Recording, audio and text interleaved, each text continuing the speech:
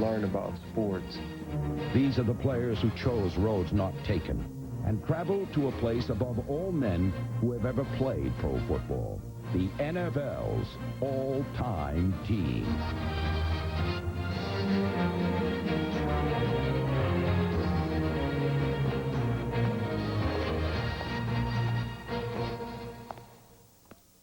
Hi, I'm Steve Sabol, and welcome to a show I've always wanted to be part of, the National Football League's all-time team.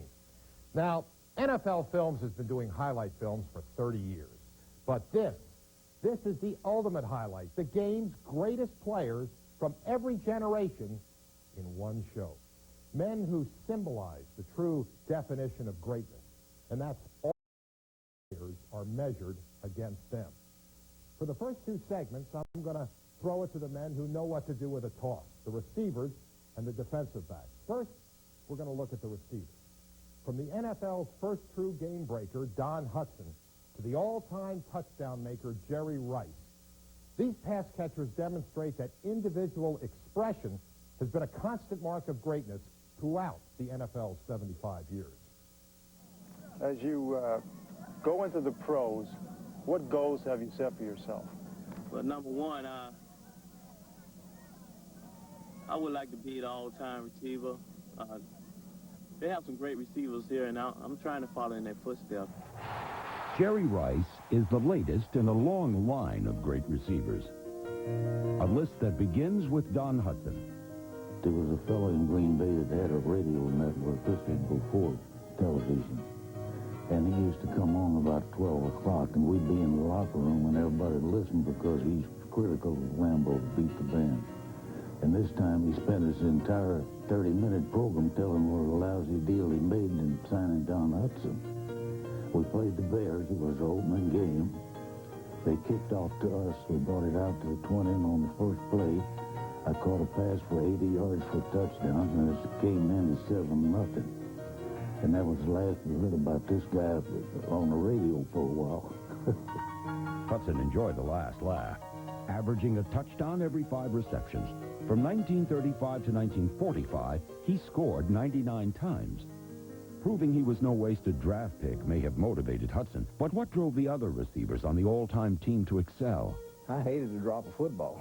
It was what really motivated me to find some way not to drop them. And so that led to developing a routine or a program in which every day, every week, I just drilled and drilled and drilled on making the catches that I did not know when they were going to come up in the game. I just knew they were sometime or another. Raymond Berry's long hours of practice paid off. When he retired in 1967, his 631 receptions were an all-time record. If I dropped a ball in a ball game, I wanted to make darn sure I could look back and say there wasn't one other thing I could have done about it. That made me feel a little better. My dad looked at me and he said, "I think you played pretty good, didn't you?" And he said, "Well, no matter how good you are, there's always going to be somebody who could do a little bit better." And I went through my whole career looking for somebody like that. Lance Allworth ran scared for 11 seasons, but his dad was wrong. There was no one better.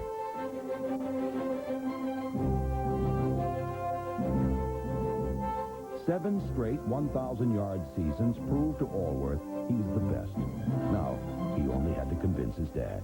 I realized at that moment that all the things that I had done in professional football, I'd been trying to prove to him that I was that good.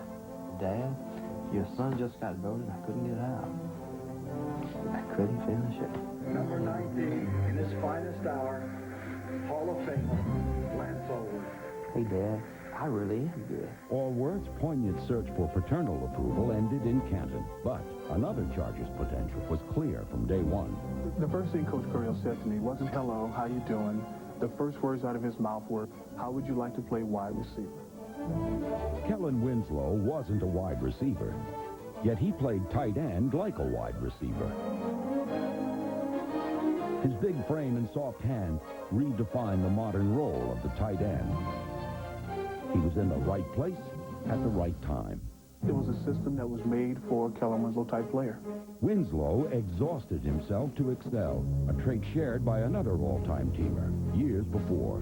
In the 60s, the look of the tight end position had the steely glare of Mike Ditka. Although he could go deep, Ditka became known for his toughness. It took more than one defender to bring down Iron Mike. On this play in 1963, he broke 6 tackles.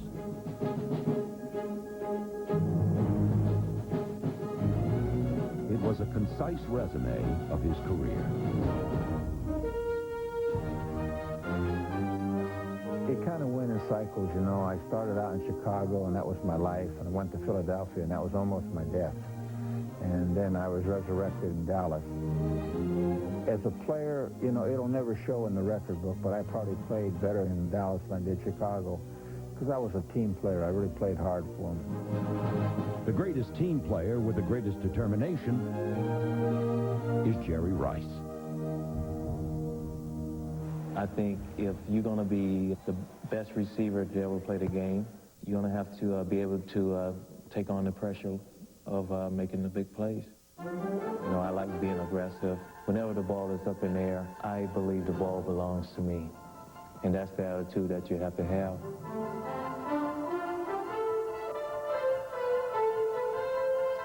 Jerry has the ability to turn a short pass into a long game very easily.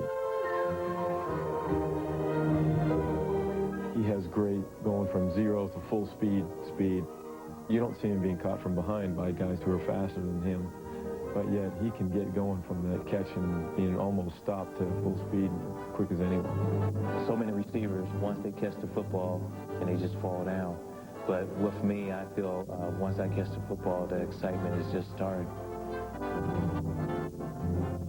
So somehow, I'm going to try to keep my balance and try to get into the end zone. Without a doubt, hands down, Jerry Rice is the best receiver to play in the National Football League. And he is looking for Jerry, and Rice is there, and he's into the end zone. He's done it. Jerry Rice, in the 75-year history of the National Football League, is the touchdown scorer of the century. There's no one particular catch that describes Jerry Rice, whether it's a one-handed miracle, whether it's 2 hands over the top of the defender, where it's racing and streaking between defenders. Rice has done it every way, and he stands alone as the pinnacle of National Football League history, the greatest touchdown scorer in the entire history of professional football. Jerry Rice, number 127. I would like to be the all-time receiver.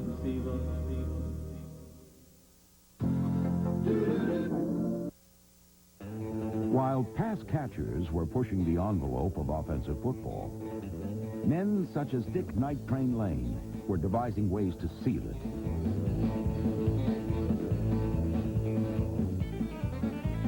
Lane joined the NFL out of tiny Scottsbluff Junior College. He came from Texas, and he spoke this very strange language that nobody could quite understand. That kid's man about it. When the Cleveland Browns, every time they come, they were just a class. They always had the stripes there. I'm not even sure that he understood a lot of what he was saying. But Night Train Lane made his intentions crystal clear to his opponents.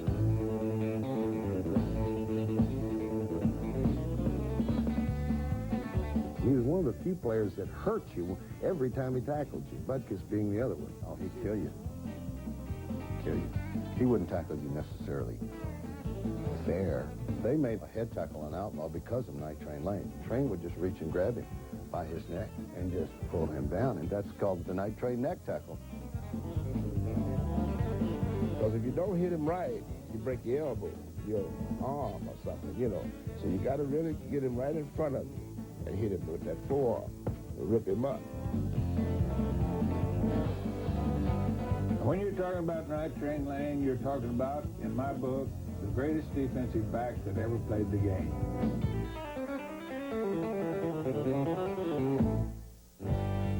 Dick Night Train Lane wrote the book that all future NFL defensive backs would have as required reading.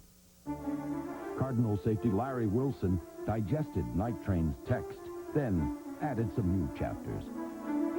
Wilson pioneered the safety blitz, forever ensuring his place of infamy among NFL quarterbacks. He once played a football game with 2 broken hands. He intercepted 2 Pittsburgh passes. In 13 NFL seasons, Wilson picked off 52 passes, but number 8 is proudest of his toughness as a tackler. I took pride in being a tackler, a hitter. I wanted people to know that if you got in my area, I was going to hit you, and I'm going to hit you hard. Toughness was also part of safety Kenny Houston's game.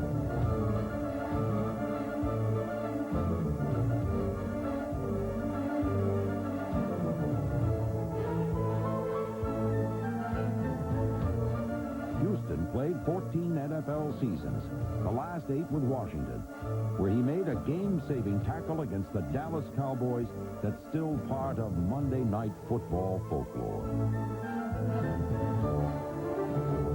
All-time team cornerback Michael Haynes also played 14 NFL seasons. His first 7 with the New England Patriots, and his final 7 with the Los Angeles Raiders.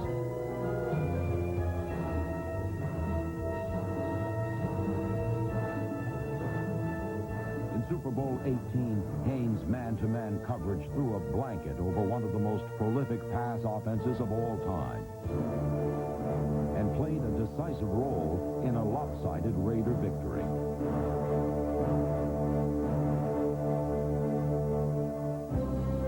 Finally, there are the 2 active defensive backs on the all-time team, thoroughly modern players, who nonetheless exhibit timeless winning virtues. Ronnie Lott and Pittsburgh's Rod Woodson. Back goes Wilson. Wilson fires under pressure. Is kicked into the air and pulled in by Pittsburgh. Rod Woodson with the ball right down the far side of the 40 to 30 to 20 to 10 to 5, and it is a touchdown on the return by Rod Woodson.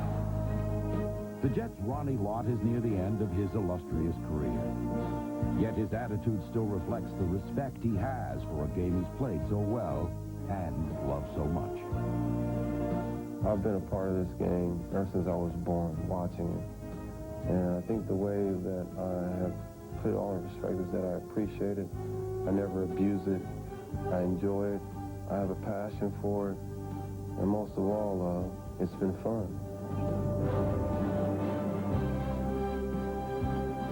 The greatest accomplishment in the world is not by yourself. It's when you do something with other people.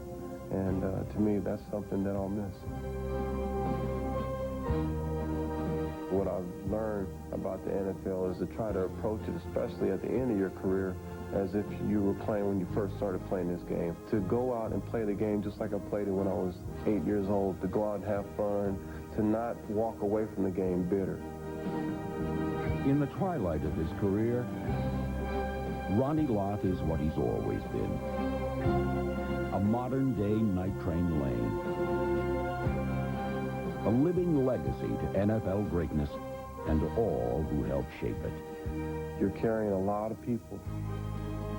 You're carrying the city. You're carrying your alma mater. You're carrying your mom and dad with you. You're carrying all the things that you've learned about sports on the football field. And you have to know that for a couple hours. It's you against the world.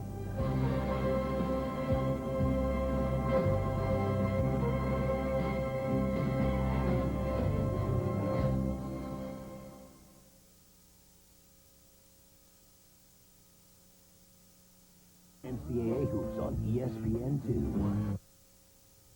The most hotly disputed territory in any football game spans a mere yard. It's the no man's land that separates the offensive line from the defensive line. Here, there are more collisions per square foot than anywhere else in sport. And while it's never been easy for the men who do battle here to gain recognition, a special few have risen from the pit to stand as giants among men. In a world of relentless menace and obscurity, offensive linemen epitomize diligence without reward and success without applause.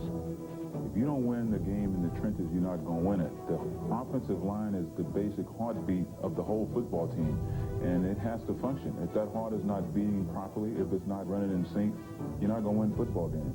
No football team goes anywhere without the big men up front. But while backs can follow their blocks to be successful, blockers themselves have only their own instincts to follow. And while tenacity is constant, technique is not. This is a fleeting type of thing. You know, you're only as good as your last play, your last performance, so you're always concentrating on carrying that over, and you don't really want to do anything that might make it more difficult for yourself by patting yourself on the back and doing that type of thing. I was a big guy, but I was never one of the guys that was 6'6", 290 and bent, you know, the whole weight room. I was never one of those guys, so I knew that I had to really depend on my foot technique, the foot quickness. I really had to work on positioning. You know, that was something we worked on over and over and over.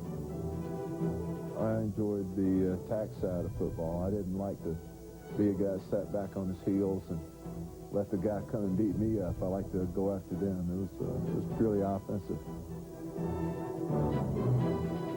Whatever the defensive player did, it was going to be wrong. Watch the stunts, watch the stunts. If he took an inside move, we'd take him to the inside. If he took an outside move, we'd knock him to the outside. If he stood there, we'd run right over him. So he couldn't win. You okay, Pitts? Man down. Huh? Manage that carriage. You get out there on that little sucker, he don't know what to do. Pitts, I hit him with a forearm a while ago, so he's out. The game has changed considerably since center Mel Hein was the league MVP in 1938. He's the only offensive lineman to ever earn that distinction. 15 years later, Roosevelt Brown earned fame as the game's first pulling tackle. Forrest Gregg mastered the intricacies of both guard and tackle, personally escorting the Packers' vaunted running game to 5 NFL titles. If Gregg was versatile, Jim Parker was invaluable. As Johnny Unitas' personal bodyguard on the field, Parker first played left tackle, protecting Unitas' blind side. However, no one could turn a blind eye to Parker's immense talents. Eventually, Parker would play both guard and tackle, but he was always 275 pounds of pure purpose. Parker was probably the best blocking lineman in the history of pro football. Big and as fat as he was, he could still be where he had to be, and brother, he could tag. Parker was the first offensive lineman elected to the Hall of Fame. But individual honor is not what a lineman seeks. Once I got on that football field, it was like a world of its own. I love football. It's a tremendous honor to actually do what we did, and it's a tremendous honor to just be a part of this unique fraternity. There's no other fraternity in the world like this fraternity in the National Football League.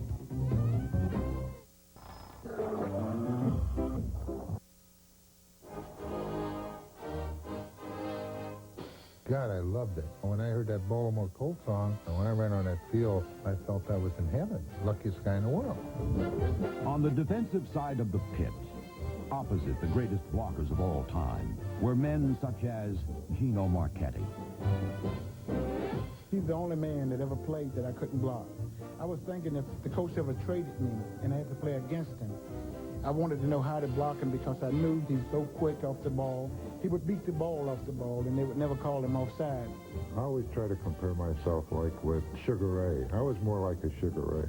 Punch, go in, go out, and then bowl over a guy. I tried to mix it up as much as I could. To be chosen as one of the top defensive players in the last 75 years, it really surprised me, to be honest with you.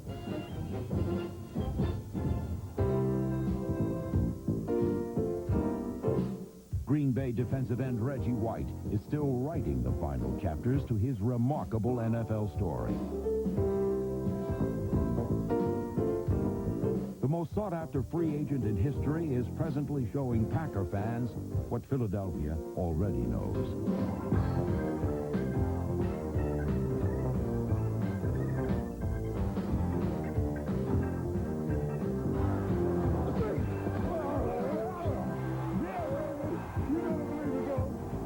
An ordained Baptist minister, White now champions the virtue of defense to the Packer faithful, then practices what he preaches.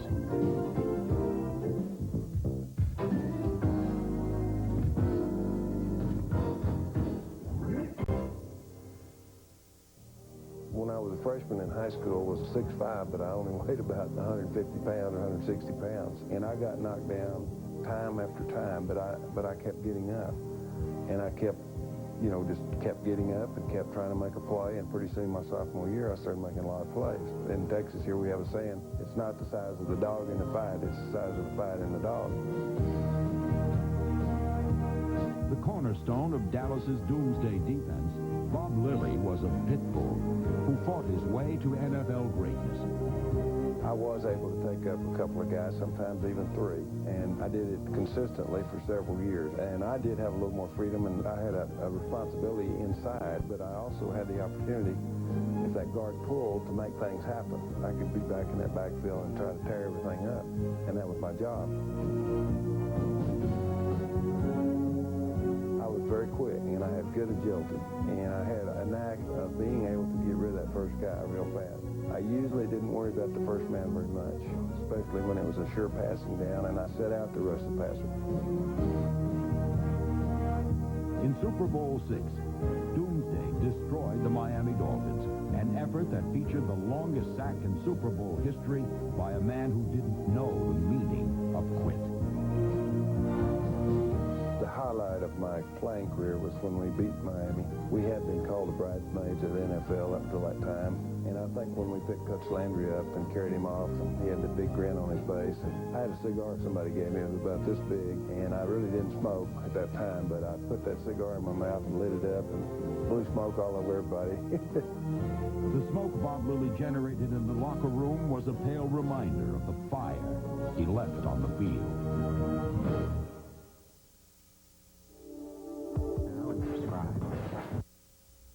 In a 6-year span, the Pittsburgh Steelers won 4 Super Bowls. So it's no surprise that 5 members of that dynasty made this team. 4 of them played defense. You wonder, how did anyone score against that team?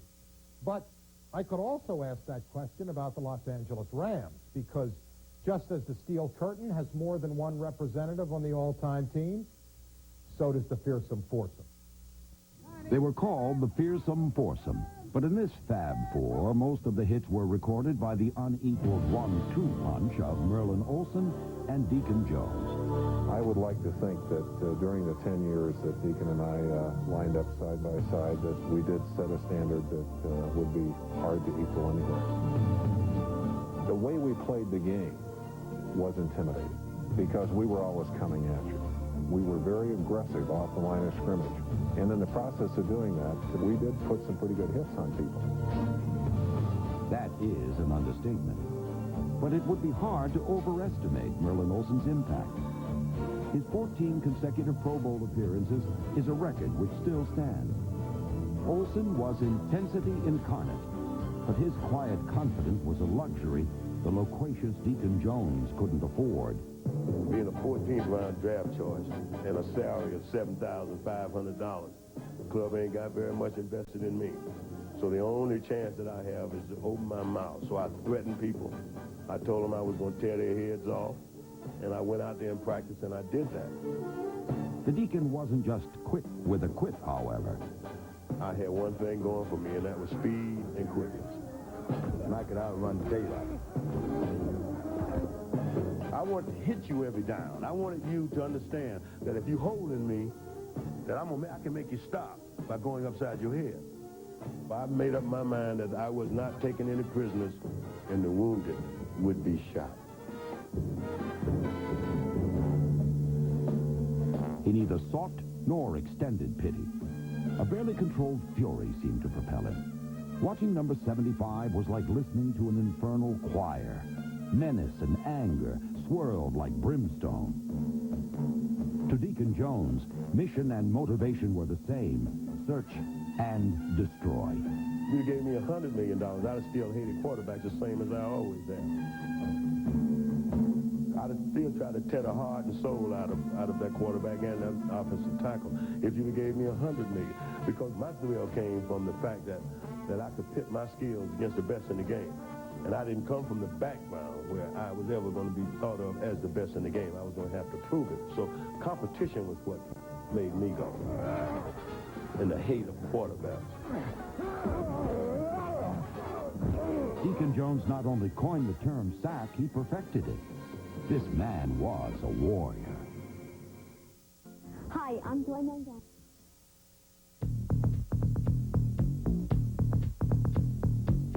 In 1969, the Pittsburgh Steelers' top draft choice was an obscure small college defensive lineman named Joe Green. North Texas State University in Denton, Texas is where I played ball, and they call us the Mean Green Eagles. And when I went to Pittsburgh, my rookie year, I guess I went from Joe Who to Mean Joe in the span of maybe a month or so of the regular season.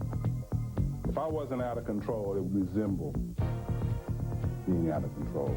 It was my desire to win. Of similar sentiments was a cornerback drafted in 1970 named Mel Blount.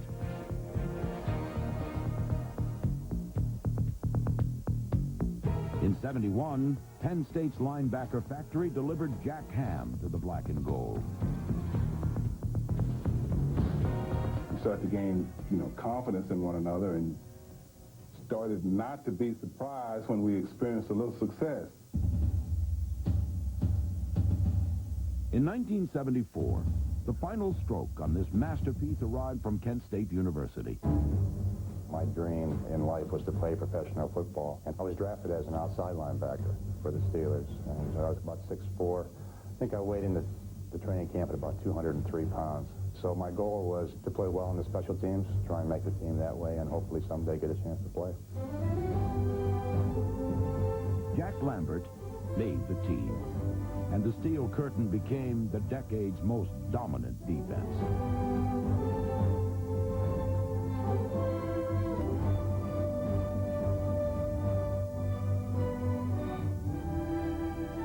They pounded the Oakland Raiders to win the '74 AFC Championship, then humbled the Minnesota Vikings in Super Bowl IX. When Pete Rozelle gave that trophy to Mr. Verney, I don't think there was a dry eye in the house. We all just felt so good for him. Typical Art Rooney Sr., unassuming, just said thank you to Pete Rozelle, and that was it. And, not knowing he would win 3 more Super Bowls, but for me, to finally be world champion was the highlight of my pro career. No Steeler savored or sacrificed more for success than Joe Green, the leader of a defensive line that became an NFL legend. As Bradshaw was the key to his offense, that was Joe Green on defense. He was a great player and made a lot of sacks prior to '74, but we got a new defense. We came in with a stunt 4-3 where Joe gets turned toward the center. In fact, what it does is it takes away a lot of the blocking scheme, but it also makes that defensive tackle. It's kind of like a pawn in the chess game. He gets eliminated by getting double teamed or even triple teamed, but so that Lambert or Ham can make a play. I mean, a lot of times I made tackles clean. I didn't have anybody blocking me because of Joe Green. Among these men, mutual admiration extends in all directions. Mel Blount, guy could run like a deer, and he was almost as big as I was playing the cornerback position. I think he was 6'4", and he played about 205 or 2'8", something like that, which is what I play at. But he was about 10 times faster than I was. Great player, and one of the greatest physical specimens I've ever seen. I wouldn't be surprised if right now you could give him a couple of weeks to get in shape. He could go out and probably play right now. And finally, there are the 2 young men who grew up listening to Steeler broadcasts on the radio. Jack Ham, in my opinion, is the greatest outside linebacker that ever played the game. Tremendous technique. He did everything right. He played the run the way you were supposed to play it. He played the pass the way you were supposed to play it. Consummate. He's just the best that ever played the game. No question in my mind about it. Jack Lambert played hard and expected his teammates to play hard as well. In a couple of games where we weren't being aggressive, he had no problem talking to me or Joe Green or the defensive line or whatever. I mean, that's the way he was, and I think we all respect him for that. Professional football is not a popularity contest. The ultimate compliment is that your opponents respect you. Joe DeLamielleure, when he was playing for the Browns, said everybody on this team hates Lambert's guts, but we all wish he was on our team. To me, that's what it's all about. We just had players out there who were great individual players, but I think we all realize if you're going to be a championship football team, you're going to have to play well together. And we didn't have a weakness on that team.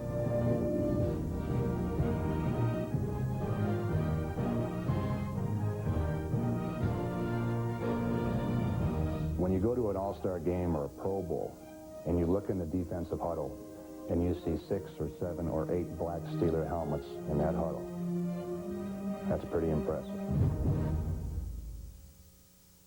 It's their turf.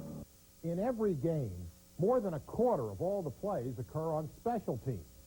Every snap is a moment of truth, and the truth is, kickers win more games with field goals than quarterbacks do with Hail Marys. And punters, like Ray Guy, made sure that offenses didn't get in position to kick field goals. He was the 23rd player chosen in the 1973 NFL Draft, the first punter ever selected in the first round. And for 14 years, Ray Guy proved that the Raiders chose wisely. He was as precise a punter as he was powerful. But more than that, he was a superb athlete, able to transform potential catastrophes into championship coups, and in the process became as synonymous with winning as the team he played for. The second man providing the 1-2 kick on special teams is Jan Stenerud, who didn't have the luxury of playing for one team.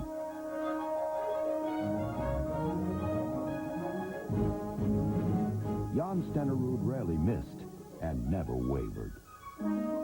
His 3 field goals in Super Bowl IV gave the Chiefs a lead they never relinquished. But with a sense of competition as keen as his accuracy, Stenerud was never satisfied. And as he continued to break record after record, only 2 honors remained. The first was to become the NFL's all-time career leader in field goals.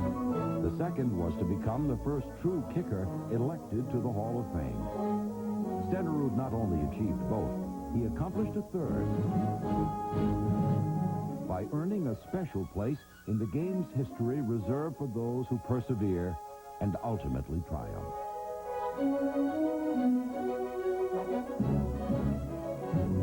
Stenerud's lengthy career might have been predicted, but Billy White Shoes Johnson harbored no such aspirations himself. I thought it's given a true opportunity, a true chance I could possibly play in the NFL. Maybe at least a year, or maybe 2 years. Never in my wildest imagination would I think I would play 15 years, or play in the league as long as I did. Johnson's sense of spontaneity made him a joy to watch. The pioneer of the end zone dance, Johnson had a sense of humor every bit the equal of his talent. At that time, I was about 6'1", weighing 195 pounds, built like a Greek statue. I wish. The only thing I had going for me was speed and maybe some quickness. I would say right here, you've got to go to Billy White Shoes and let him do a little dance with the ball and try to go for the end zone. Guy punted the ball. I received it, and I was just trying to get some good yards. And all of a sudden, a hole opened. I said, I may be able to take this thing all the way. And I didn't know what was going on the sideline. After seeing the film, I might have stopped and watched Bum, get totally animated.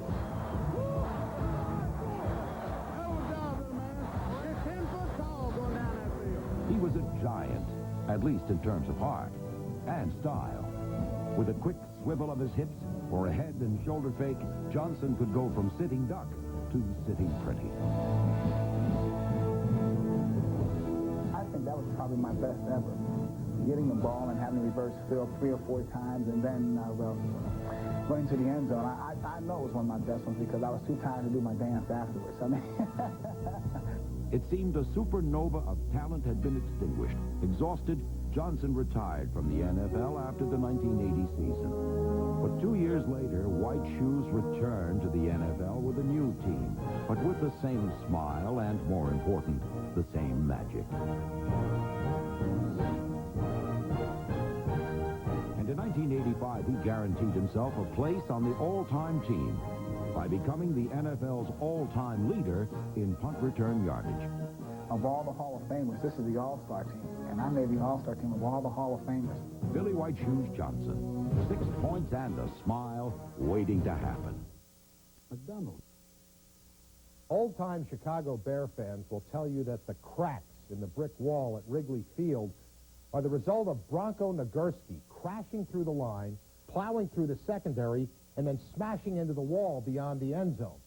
Now, I don't know if that's true, but in a way, I like to think it is, because to me, running backs have always been as much myth as they are men. Whether it's Nagurski's bone-jarring runs or Steve Van Buren's iron will, running backs have always held a special place in the hearts of all football fans.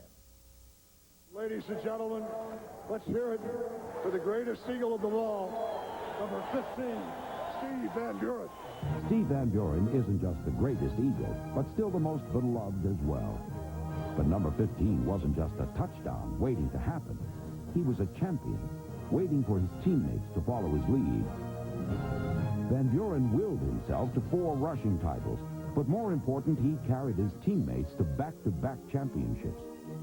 And though it was nearly 40 years ago, Father Time can't diminish the memory of the 1948 championship game, where Mother Nature almost succeeded at something no defenses could, stopping Steve Van Buren.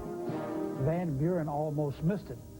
Steve woke up and there was this blizzard, and he didn't think the game was going to be played, so he was at home.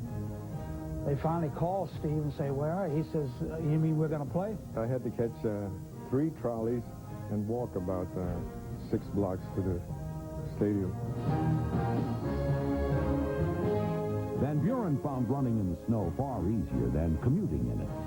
Plowing through the drifts and the Cardinals with equal ease, Van Buren scored the game's lone touchdown, a fitting end to the Eagles' first NFL title. A year later, Van Buren would again dominate the league and again bring the city of brotherly love a championship. And while Van Buren might have lost a step, he hasn't lost his love for his teammates or his sense of timing. I'll see you boys at the next reunion 30 years from now. 1930 was the year Bronco Nagurski, number 3, exploded into the NFL. At 6'2", 225 pounds, Nagurski was considered the perfect physical specimen and the consummate combination of power and speed. In fact, it wasn't until after World War II that Nagurski relinquished that distinction to Marion Motley, number 76. A charter member of the Cleveland Browns, Motley wasn't merely the first black star since the league's rag days. He was a threat to score every time he touched the ball. At 240 pounds, he was a force of nature who gave defenders the grim choice of being buried or blasted. Motley was the paradigm for the position until the late 1950s, when another runner made his bid to redefine the game. Coincidentally, he also played for Cleveland. And by the time he retired, he would rewrite the NFL record book and become a legend. His name was Jim Brown. If you ask me who is the greatest running back who's ever played the game, it's Jim Brown. I mean, without hesitation, it's Jim Brown. No one's ever done what he's done, the way that he did it. I don't know how many times I've watched him go into a pile and 3 or 4 or 5 people hit him, and he comes out running full speed.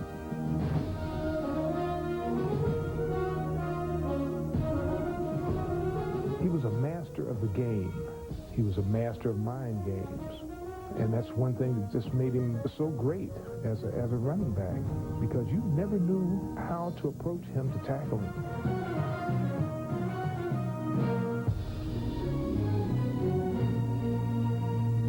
It wasn't just his running style that proved elusive.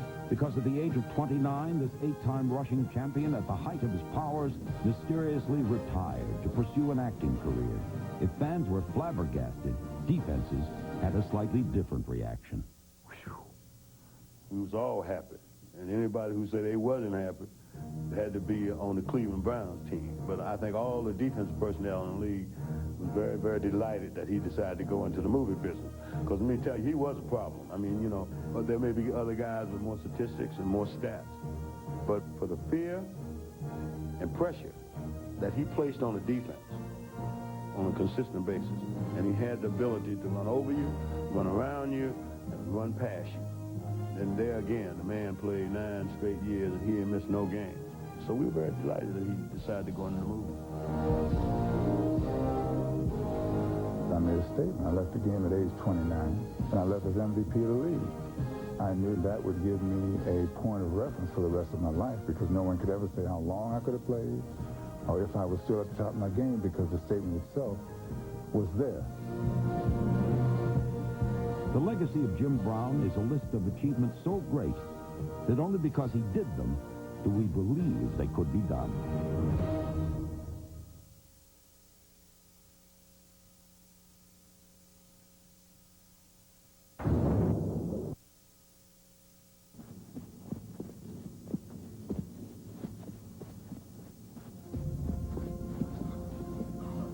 For 13 years, a grueling off-season workout was both metaphor and medicine for a man of solitary pursuits and singleness of purpose.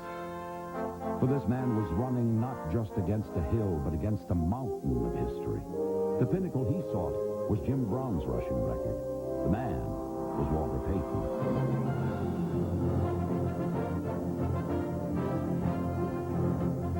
And if the quest was monumental, Payton was magnificent. No runner has ever made more cuts, spins, and jukes for a meager 2 yards than Walter Payton. But Payton's determination was born of survival more than style. Sweetness played for some woeful, bare teams. And while they were overmatched, Payton himself was overwhelmed. You couldn't discourage him. Walter played on a lot of teams that didn't have anything. I mean, he never took the wind out of him. He rushed here against us for 275 yards one game, and we still won the ball game. But he still was fighting at the end. He got 275 yards against us.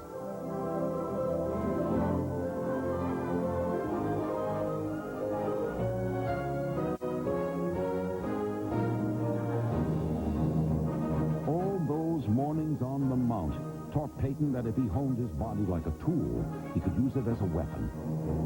When you got an opportunity to hit somebody and to really nail somebody, that was what the game was all about. And I just didn't want everybody else to have all that fun on defense, so I took a little bit of defense over to the offense.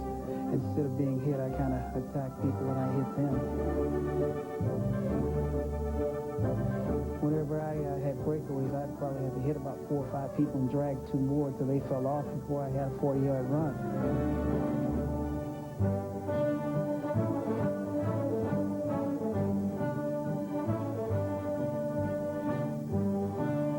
Maybe, as coaches say, if you're real loose and reckless, you don't get hurt.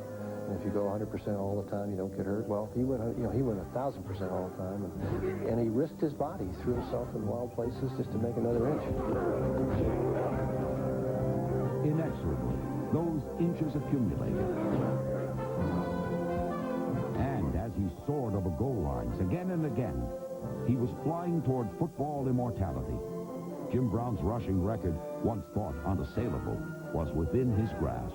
Walter needs 2 to break the record.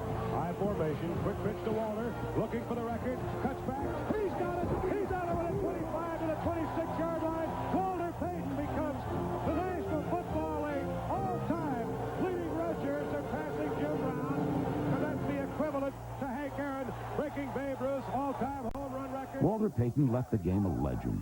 But 4 years before Sweetness arrived, the game said a bittersweet goodbye to another legendary bear, Gale Sayers.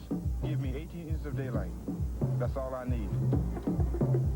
Officially, Sayers is the all-time team's kick returner, and Sayers relished the role. Hey, on kickoff returns, they say, Gale, you shouldn't run back kickoff returns. I love running back kickoff returns and punt returns because I could see the whole field. There was nobody going to clip me from the backside. I could see what they were doing, so I enjoy that aspect of the game.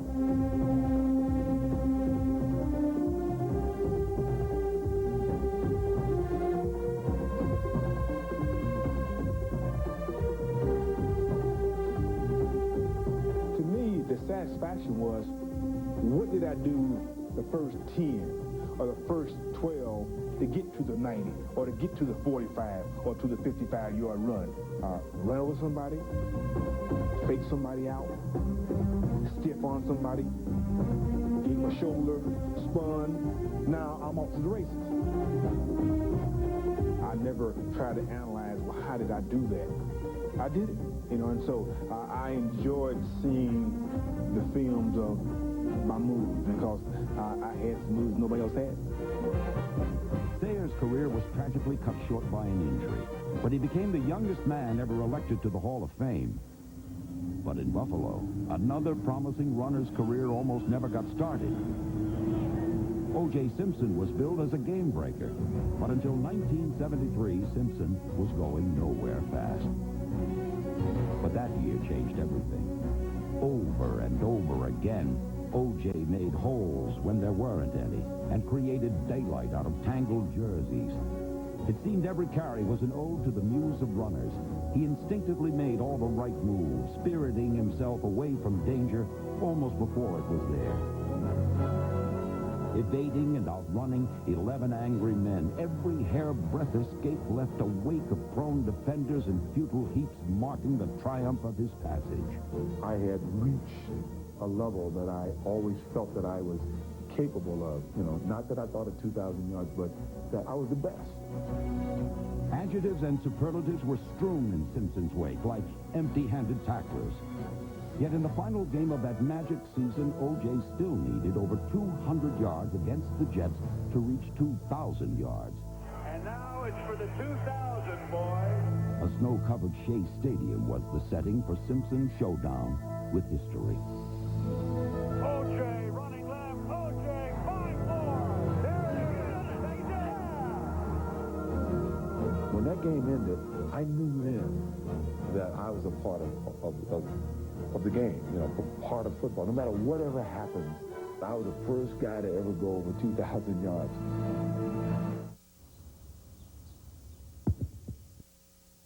No position has a legacy of menace and mayhem like linebacker. And there's never been a linebacker as feared and respected as Chicago's Dick Butkus. There are more stories about him. He spit on this guy, he bit that guy, punched this guy. And we used some of those stories in our 75th anniversary television special. Well, Dick saw it, and he got mad. And he said that none of those stories were true. In fact, there was a rumor that he was so upset that he took a swing at me. Well, that didn't happen. But it made me think maybe a lot of those other stories about him aren't true either. Twist him down? Yes, Dick was an animal. I call him a maniac. Stone maniac. I don't understand it. I don't understand why they say things like that. He was the greatest intimidator that ever played football. You had to overcome the mystique. It was almost like an odor. He exuded a kind of a presence. Roses are red and violets are blue. If you got any sense, you'll keep Butkus away from you. He was an animal, and every time he hit you, he tried to put you in the cemetery, not the hospital.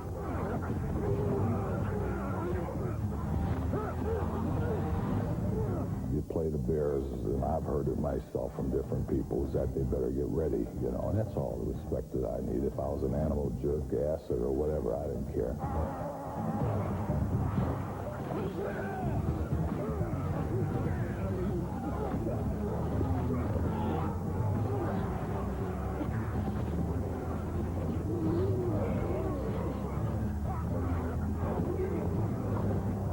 I had the ability to change my personality in an eye wink.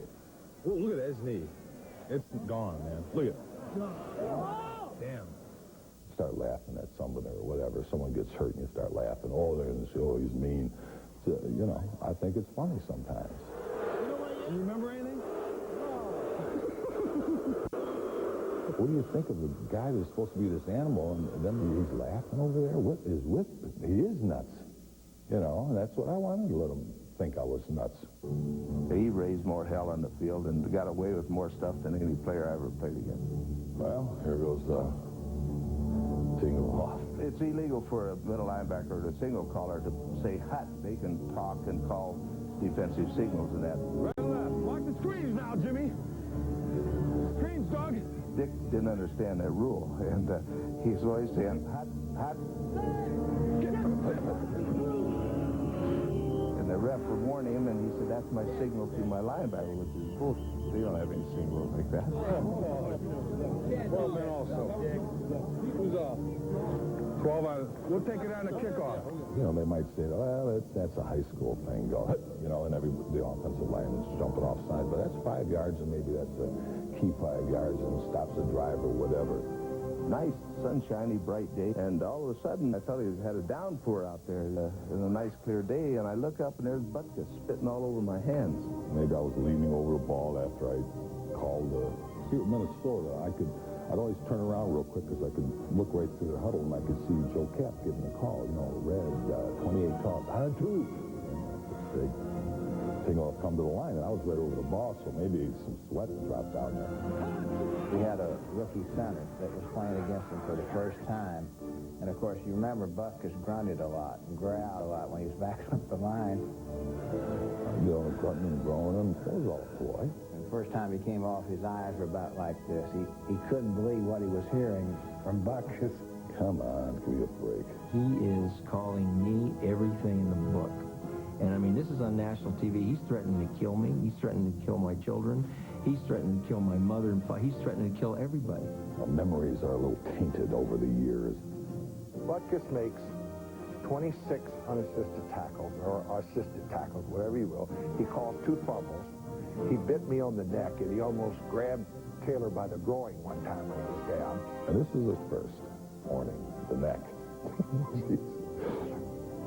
Unbelievable. Do I know about Butkus? He used to just destroy people on our Minnesota team. One of the guards went through leading the play, and Butkus just destroyed the guard, and he took Osborne on in the play and hit him. And I said to Ozzie, I said, what happened to the guard on that play? You're supposed to have a lead block. He said, I'm not sure. I think Butkus ate him. What he brought to the game was the people being aware of what toughness is all about. Because of the way he looked, he just portrayed what people have as an image of a tough guy. I just like being on the field. I don't know. I don't know if I could really put it in words. I loved all of it. I loved practice. I could not get enough. I played on all the special league teams, all the way up to the end. Some people might say, well, it's a way to release your aggression and everything else. And I don't go along with that. That's a shallow way of looking at it. There's a football, it's blocking and tackling, and it's very simple, but yet it's very complex, and that's the part I liked about it, I think. Butkus is synonymous with football. It's synonymous with hitting, contact, aggressiveness. He's the best who ever played the position.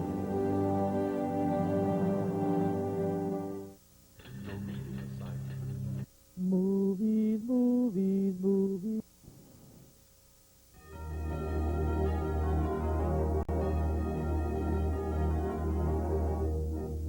During the 1960s, the Green Bay Packers won 5 NFL championships. Middle linebacker Ray Nitschke epitomized the Packers' spirit of achievement. You play with a lot of spirit and with a lot of determination, a lot of inspiration. And that's the way I played. And my desire to perform, my desire to make the play, my desire to play every down like it's the last down. I think that's what it's all about. And hopefully that was my leadership.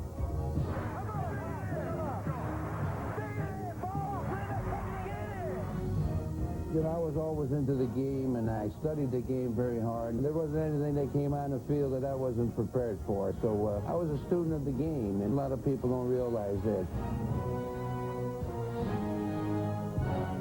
Of all the game's scholarly practitioners, none was more scientific in his approach to linebacking than Willie Lanier. I had an instinctive understanding of how to play that position.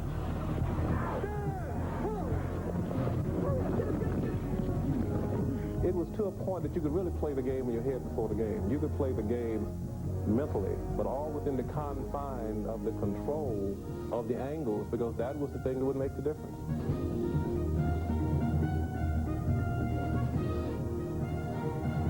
I really had a 5-year plan to work toward unseating Butkus as the dominant middle linebacker from the all-pro kind of team standpoint.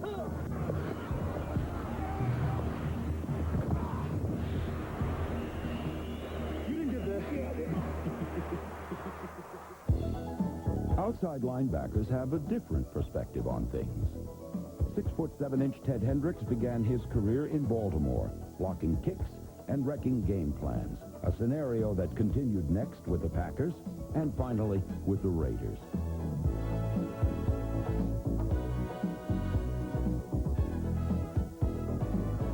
In Super Bowl 15, he snuffed out a Philadelphia field goal. Year in, year out, there was just no escape from the rapacious reach of the Stork. Lean, mean Ted Hendricks. No sweat. But no player in recent history had more impact on the game than outside linebacker Lawrence Taylor. He changed the way the game was played on offense. Hey, come on, baby. You can't push it, put up and there. You gotta run it. You gotta run it.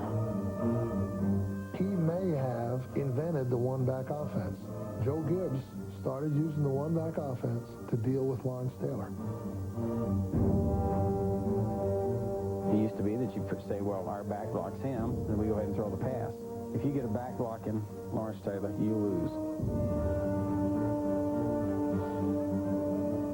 I brought something different to the table that maybe hadn't been seen. Up until that point, a linebacker was just a linebacker. All he did was stop the run. He went back and defended against the pass. I made so many mistakes in the pass defense. I was supposed to be dropped on this play, so I wouldn't drop or I'd rush. And that was my answer to everything. If you don't know what you're doing, just rush the quarterback, hell, till it happens.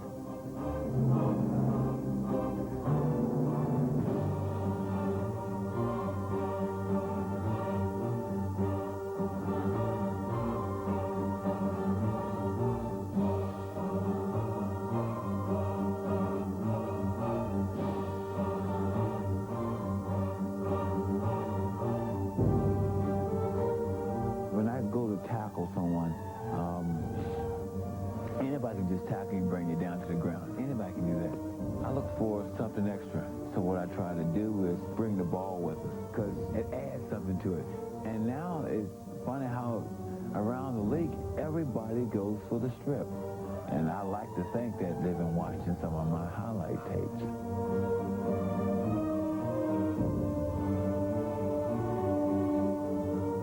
It seems every year some bright new college prospect is dubbed the next Lawrence Taylor.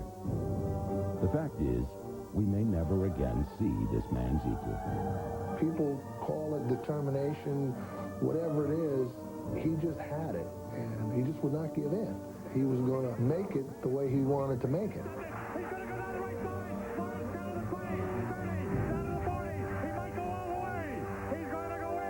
Lawrence Taylor, outside linebacker. Quite truly, one of a kind. The Major Indoor Lacrosse League on ESPN2.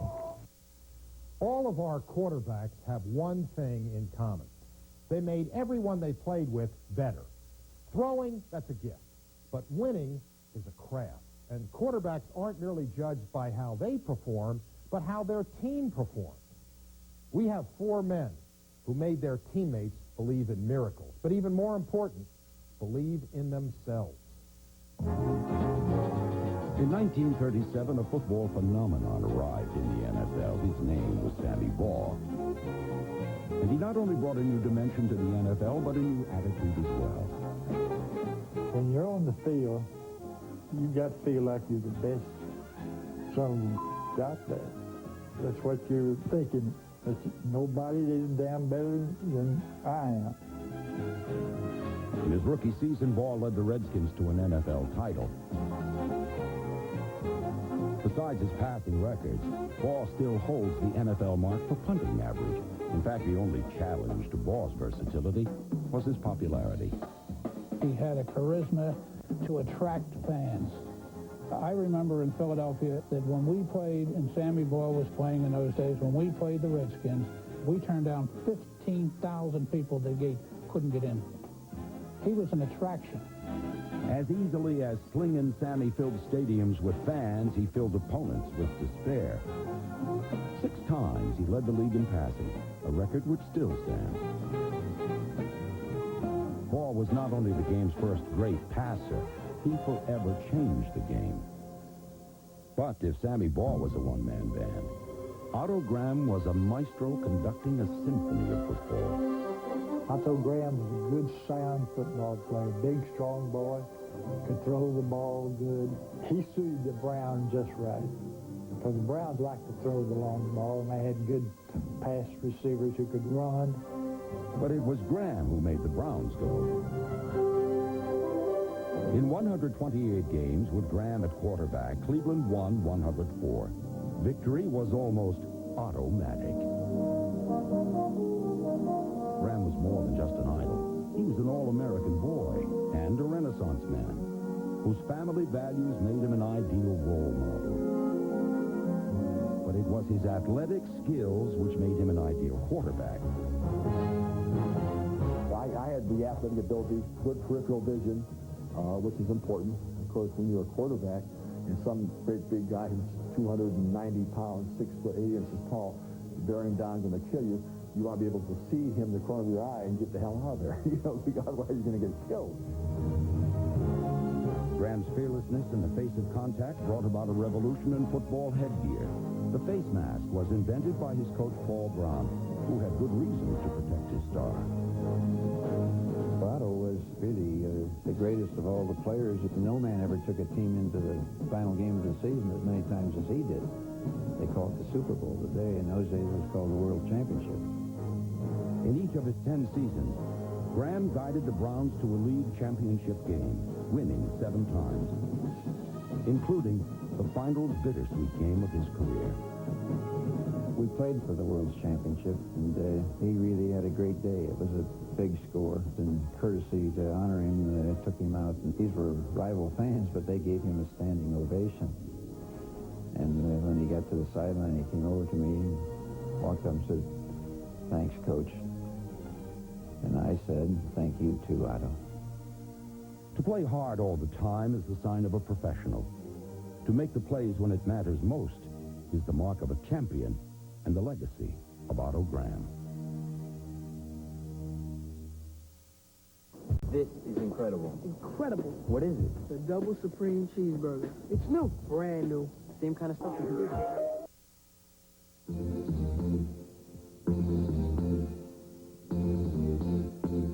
Call it grace under pressure or simply a hero's instinct. Johnny Unitas had it, but almost never got the chance to prove it. John Unitas came from the Bloomfield Rams, where he was making $3 a game and the right to take a cold shower when the game was over, playing in a Pittsburgh semi-pro league. And one of the coaches or players on the team wrote a letter or postcard to the Colts. And Weeb Ewbank reacted. The Colts like to say they got Unitas for 80 cents, the price of a phone call from Baltimore to Pittsburgh. But while Unitas' contract was average, he was anything but. John came in, and his first completed pass was to J.C. Caroline, the Chicago Bear defensive back. 56-yard touchdown. Baltimore tries to come back on a John Unitas pass, but out of nowhere speeds the Illinois Flash, J.C. Caroline. It was a great tip-off on Unitas' greatest strength, and that was his mental toughness, his competitiveness, his confidence. Because, you know, that could have rattled a lot of young quarterbacks. And he just went on about his business, ended up having a very good day that day, and, you know, for the next 18 years, I think. Unitas was blue-collar tough, with the exception of his golden right arm. I always said, in my estimation, he was the greatest quarterback of all time. And they didn't call him the golden arm for nothing. I think more than just his talent as a thrower was his field generalship. You don't get this no more because coaches control the game from the sideline. But this man was phenomenal. He was just born to call plays. I mean, he could diagram them on the ground out there in the huddle, man. 2 plays. First play, split right. 40 series right. Second play, be a split right, fullback draw. Both of them on run. Ready? Unitas' NFL record of 47 consecutive games with a touchdown pass is unlikely to ever be broken. But even on a broken play, Unitas' poise was peerless. An important game adds pressure. I don't think Unitas ever felt pressure. 75 seconds to play. Packers 10, Colts 6. He was probably the best 2-minute drill man to ever come in this game.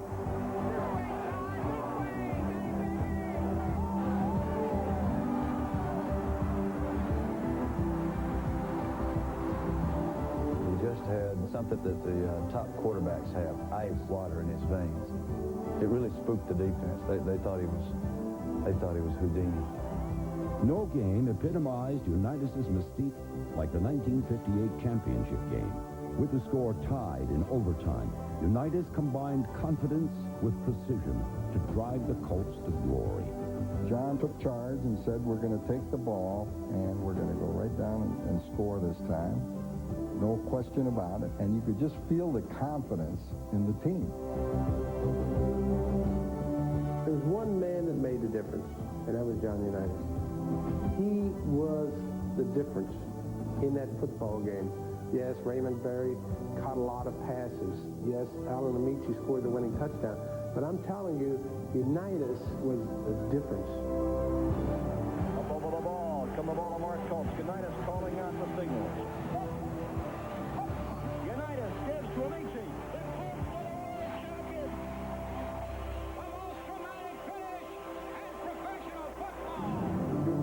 If Unitas scripted history with quiet determination, Joe Montana has authored a storybook career where the chapters keep getting better.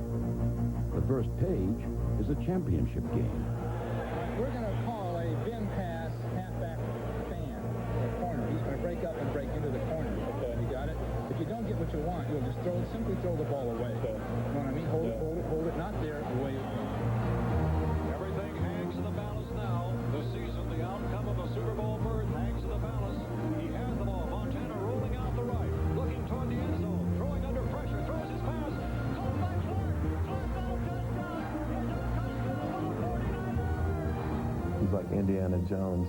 He can go up against odds, and he just believes in himself. He believes that nothing can stop him. And Montana will get one throw. There's 2 seconds. Here's Montana throwing for the end zone. Right. He's got it. Touchdown, 49ers. They win it. Joe finds a way to come out on top.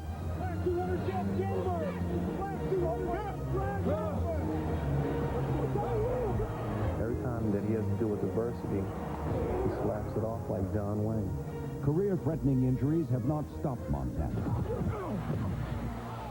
In fact, every return to the field seems only to strengthen his determination. When he walks in the huddle or onto the field, that's the guy's in charge. You know, you look out there, who's running the show? Number 16's running it. Trips right tight, Z motion left, P78 X hook on 2. Ready? Where other quarterbacks see chaos and danger, Montana sees opportunity and victory. His uncanny accuracy has made him the highest-rated passer ever. But more than his talent is Montana's ability to lead, making him the quintessential big-game quarterback. We've opened the door. We're going to go through it next week, and we're going to kick ass and take no prisoners the week after. In 4 Super Bowls, Montana hasn't lost, which explains why, even when things look hopeless, his teammates have heart, because miracles are what Montana does best. Montana trying to drive in the length of the field here with the game in the balance. 16-13, the Bengals lead. At the 10-yard line, 39 seconds remain. Back to throw Montana. Steps up, throws.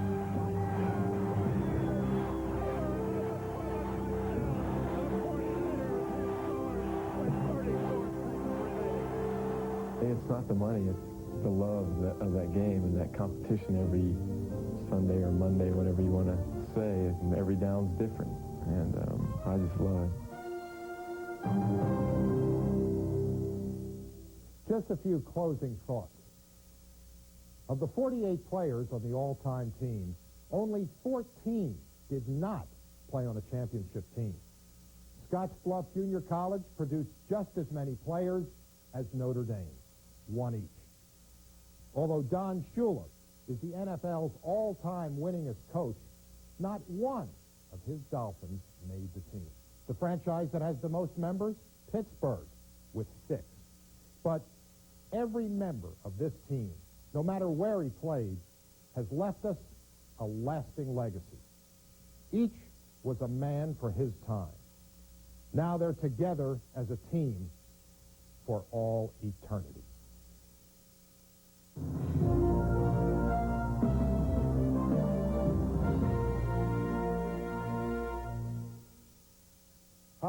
Steve Sabol.